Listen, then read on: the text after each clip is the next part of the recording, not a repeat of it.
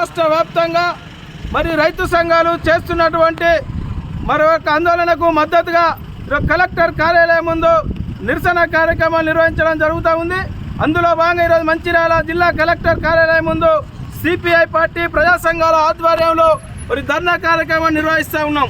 కేంద్రంలో ఉన్నటువంటి బీజేపీ ప్రభుత్వం మరి ఎన్నికల సమయంలో మరి రైతే రాజ్యం రైతులే అని చెప్పినటువంటి ఈ నరేంద్ర మోడీ ప్రధానమంత్రి మరి రైతుల పట్ల వివక్ష చూపిస్తూ మరి గత 2 సంవత్సరాల క్రితం మరి రైతులు మరి ఆందోళన కార్యక్రమం చేసి సుమారు 750 మంది ప్రాణాలు పోవడం అనేది జరిగింది. మరి అప్పుడు ఉన్నటువంటి మరి వాళ్ళు చేస్తున్నటువంటి ఆందోళన 350 రోజులకు పైగా మరి ఆందోళన కార్యక్రమాలు నిర్వహించడం జరిగింది. ఏదైతే రైతు వ్యతిరేక 3 నల్ల చట్టాలు ఉన్నాయో వాటి రద్దు చేయాలని చెప్పి అటు పంజాబ్, హర్యానా మరి ఉత్తరప్రదేశ్, మధ్యప్రదేశ్ సంబంధించినటువంటి రాష్ట్రాలకు సంబంధించినటువంటి రైతులందరూ కూడా ఢిల్లీలో రాష్ట్ర రాజధానిలో మరి ధర్నా కార్యక్రమాలు చేయడం జరిగింది.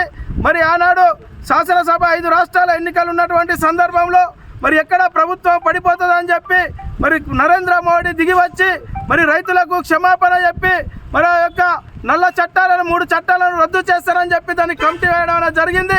మరి ఇప్పటి వరకు కూడా ఒక అడుగు కూడా ముందు వేయకుండా మరి మళ్ళీ పార్లమెంట్ ఎన్నికలు వస్తూ ఉన్నాయి.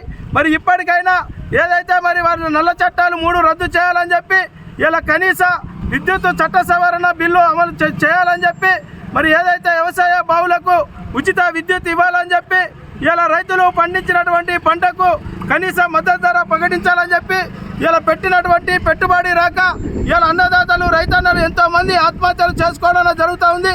ఇలా ఏదైతే స్వామినాథన్ సిఫార్సు ఏదైతే చేసిందో మరి పెట్టినటువంటి పెట్టుబడి మరి దానికి తగ్గట్టుగా మరి 50% ఇవ్వాలని చెప్పి మరి అలా సిఫార్సు చేయడం జరిగింది స్వామినాథన్ కమిటీ.